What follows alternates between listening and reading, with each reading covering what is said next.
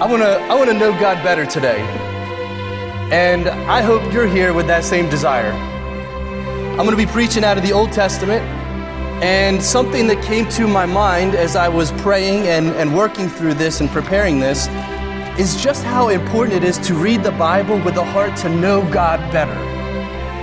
Because the Bible is not a book of biographies where you should study the life of David or the life of Jeremiah or the life of Joshua and say, wow, look at these heroes.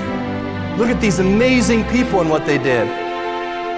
Primarily, the Bible is a book that answers the question, who is God? And what does he do? And what does he desire? And what is his work?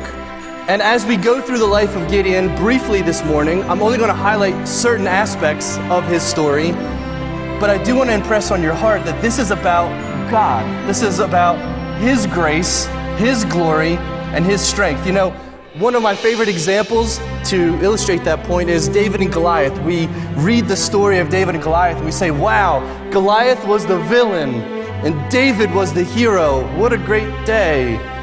No, Goliath was the villain and God was the hero that day. Without God, David would have his head cut off in an instant. It's about what God did that day. So let's talk about Gideon and let's learn about God.